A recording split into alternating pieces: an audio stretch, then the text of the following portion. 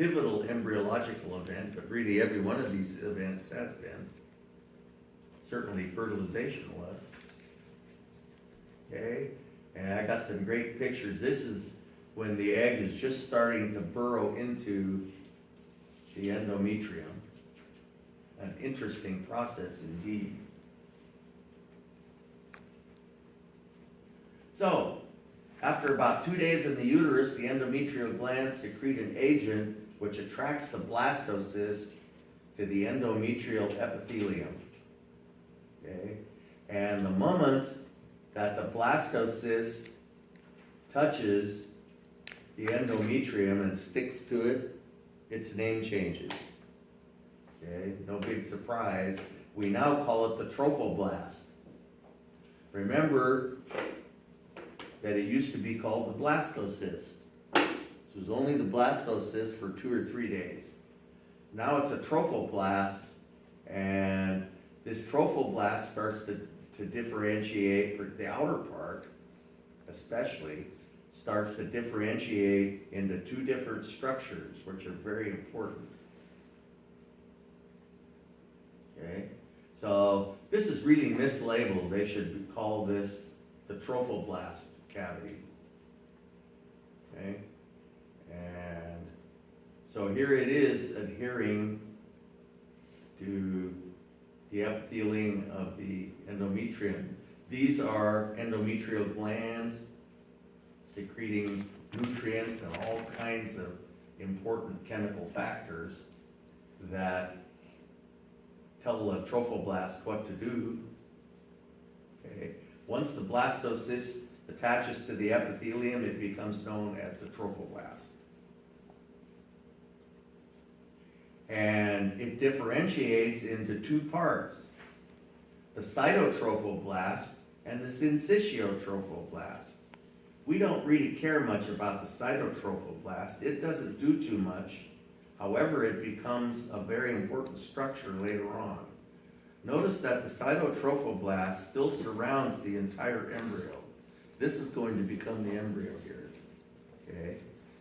But the important thing about the syncytiotrophoblast is it's a multinucleated mass of highly invasive tissue. Multinucleated means you got a bunch of nuclei without any cell membranes around them.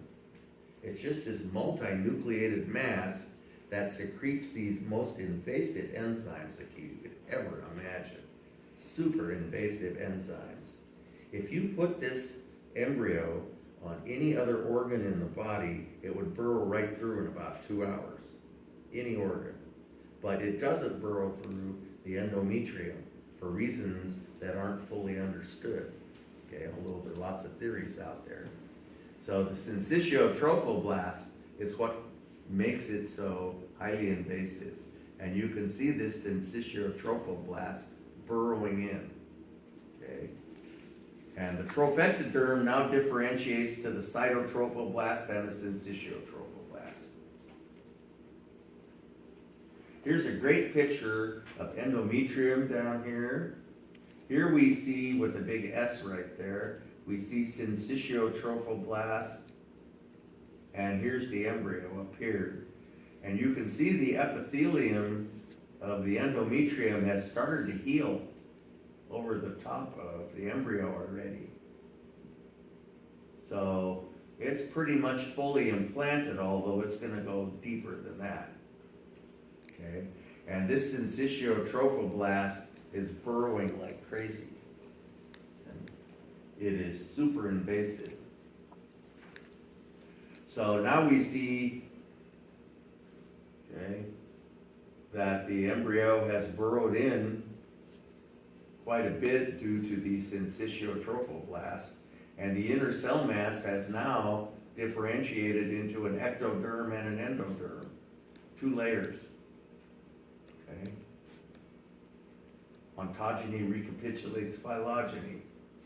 If the embryo were placed on any other organ, it would burrow right through it. So know about the syncytiotrophoblast. Okay, another picture showing the embryo and the syncytiotrophoblast. a multinucleated mass of very special tissue, the syncytial trophoblast.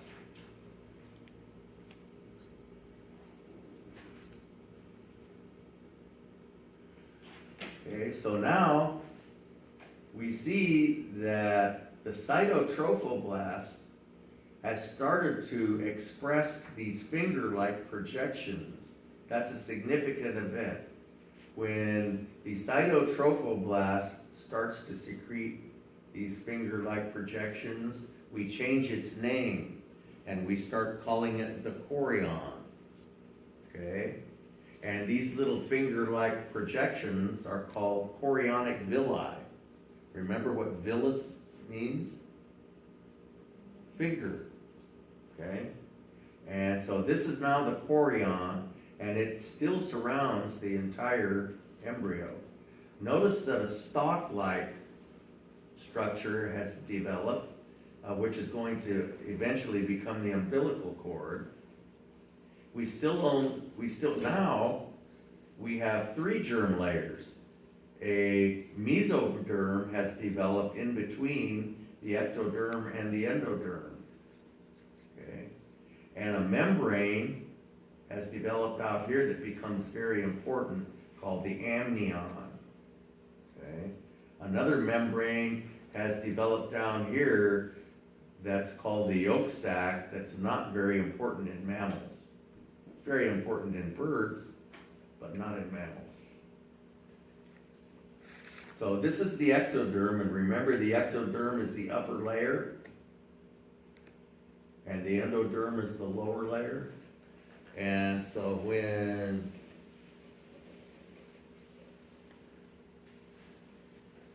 the ectoderm has this amnion going up here like this, okay? And the yolk sac's down here beneath the endoderm. When this folds around like this, the amnion is attached to the edges of the ectoderm, and the amnion becomes pulled around the entire embryo, and the yolk sac sucks up inside and eventually disappears, and is embryologically quite unimportant in humans. Whereas the amnion surrounds the entire, you've seen pictures of this amniotic sac filled full of amniotic fluid with the embryo inside. And so the amnion becomes very important. Pretty soon, the embryo becomes so large that the amnion pushes up against the chorion. But most of the pictures that you'll see of the embryo, like at 8 weeks, that show the edge of the amnion, you can't see the chorion because it's still too far away out there. But pretty soon the amnion gets pasted right up against the chorion and they become one, essentially. The chorionic villus is the functional unit of the placenta. The placenta is a unique organ of the human body that's comprised of tissue from 2 different people. Okay? And so the chorionic villus is part of the fetus. Okay? And the chorion becomes the fetal placenta. And we've yet to see what becomes the maternal placenta, but we will. Okay? But the functional unit of the chorionic villus, the chorionic villus is the functional unit of the placenta. You see that the syncytial trophoblast is starting to tap into maternal blood vessels. Pretty soon, maternal blood will pool in between the chorionic villi, and the chorionic villi will absorb nutrients out of the maternal blood. So you can see how the chorionic villus would be the functional unit of the placenta. And maternal and fetal blood don't mix. Okay? So here we see the part of the endometrium. Let's talk about the decidual reaction. The part of the endometrium that immediately surrounds the embryo is called the decidua basalis. This is the part of the endometrium that somehow resisted the invasiveness of the embryo.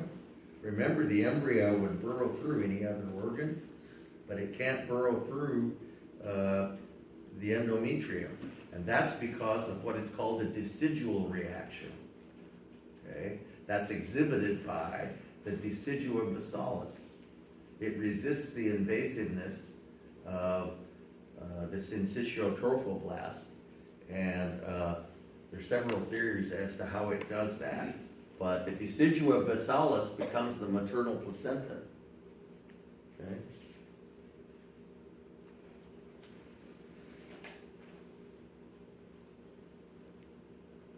Somehow the decidua resists the invasive enzymes of the syncytial trophoblast. It may accomplish it through rapid cell division. Maybe the cells just start dividing so rapidly that they're dividing as rapidly as the syncytial trophoblast is burrowing through them. That seems to work intellectually for me. Whether or not that's what happens, I don't know. So, okay. The decidua basalis becomes the maternal placenta.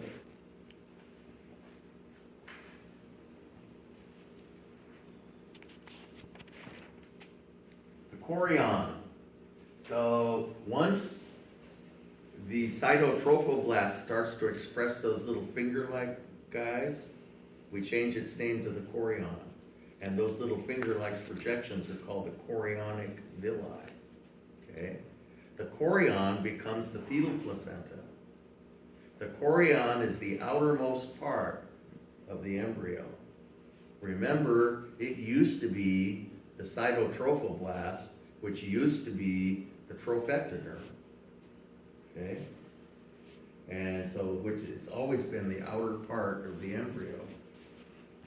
The finger-like projections become known as the chorionic villi. You've heard me talk about chorionic villus sampling as a way of obtaining, it's a relatively non-invasive way of obtaining fetal tissue, because you can go in vaginally and obtain it from a certain part of the placenta without doing any damage if you know what you're doing. Okay? The chorion, you may recall, evolves from the cytotrophoblast. So the cytotrophoblast didn't last too long, and it was never very important, and the trophectoderm was never very important, but the chorion is very important. Okay.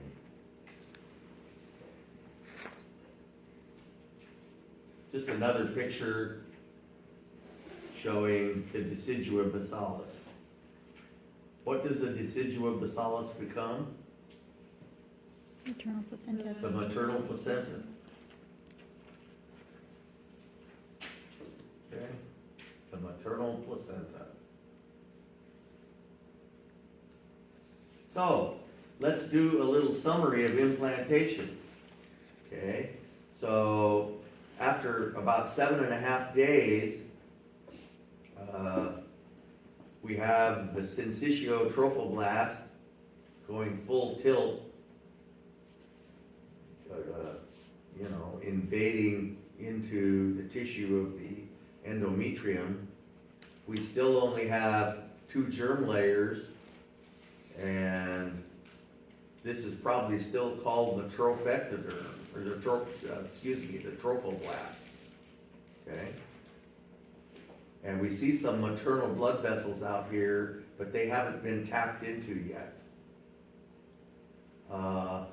After 9 days, this is only a day and a half later, you probably couldn't even see the implanted embryo on the surface of the endometrium. You might see a sort of a protrusion, and we still only have 2 germ layers, but we see the syncytial trophoblast starting to tap into maternal blood. Okay. Here we see that the trophoblast is starting to express these finger-like projections, and so we now call it the chorion. Okay? And we have the ectoderm and the endoderm, and underneath the endoderm is the yolk sac, and above the ectoderm is the amnion. Okay? And eventually become the umbilical cord, and these little finger-like projections are the functional units of the placenta. You're starting to see the development of an early placenta, okay? And the maternal placenta is out here, and the fetal placenta is basically the chorion. But the placenta will become a distinct and rather elaborate organ unto itself. So this is 16 days. Okay?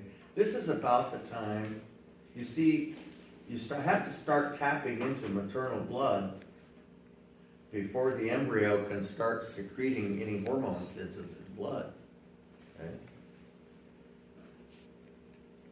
And the hormone I'm talking about is this one. Remember that the corpus luteum only had 14 days of life programmed into it? So right about day 14, it would quit making estrogen and progesterone. We were looking at day 16 there.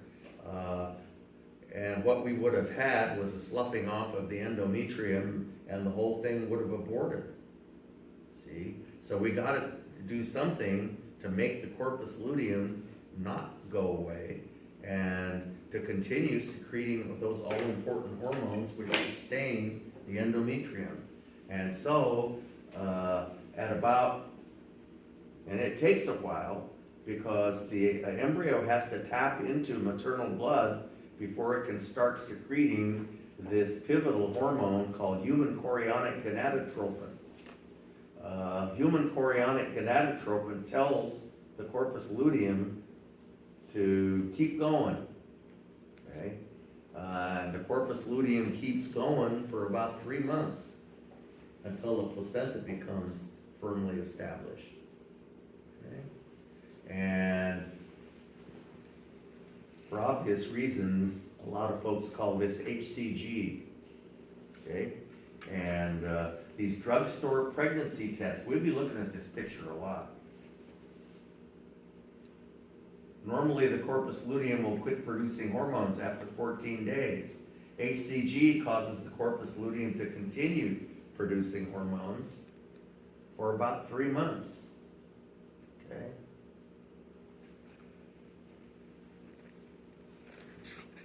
Drugstore pregnancy tests are immunoassays for HCG.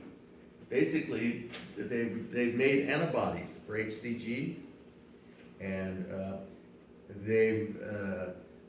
I forget the name of the technique that they use, but as a part of remember agglutination is when the antibody gloms onto the antigen. In this case, the antigen is HCG. They've made antibodies to it. They probably injected HCG into a horse and had it make a whole bunch of antibodies and harvested the antibodies or whatever. But at any rate, they have a technique now that along with agglutination, they have some chemical in there that when agglutination occurs, it'll turn color. Okay? And I think the magic color is blue, isn't it? I forget. Of these drugstore pregnancy tests. Everyone gets all excited when it turns a certain color. And so it's an immunoassay. And the only time HCG is ever around is if there's a pregnancy. Note, however, that the test isn't effective until about 4 weeks, because the embryo has to tap into maternal blood before the hormone will be present in maternal blood. Okay? So you can get a negative and be totally in the dark about the whole thing for about the first 4 weeks. So, okay. HCG is only secreted after the formation of the early placenta. You gotta have chorionic villi rather well established and all that. Okay, so formation of the primary germ layers. Initially there's only 2. Okay, and what's this out here called? Starting with a T. The trophoblast. Okay, why am I not calling it the chorion? Because it hasn't expressed those little finger-like projections yet. The moment it starts to express those little finger-like projections, you call it the chorion. The chorion is the structure that makes human chorionic gonadotropin. That's why it's called chorionic gonadotropin. Okay, we're still at trophoblast here. You still only got two germ layers, a yolk sac and an amnion. Okay. Finally, a mesoderm forms, and we'll talk about how that happens next time. The mesoderm is characteristic of higher organisms and gives rise to connective tissue, bone, and muscles, as well as a very significant structure only possessed by more sophisticated organisms called a coelom, that type of body cavity that I described.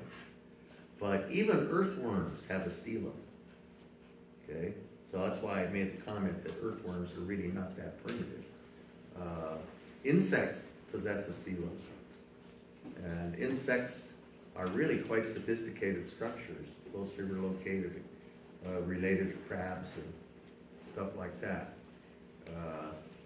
So anyway, pretty soon we have 3 germ layers and a stalk there, and we're starting to get some finger-like projections. And so we start to think about calling this the chorion. You can see the chorion is still way out there, away from the rather small embryo. So, summary of cleavage. We have fertilization occurs right here. We get a zygote that goes through all its various stages of cell division. And just about at the morula stage, it enters the lumen of the uterus and becomes a blastocyst. And after a couple days, the blastocyst implants and becomes a trophoblast. Okay.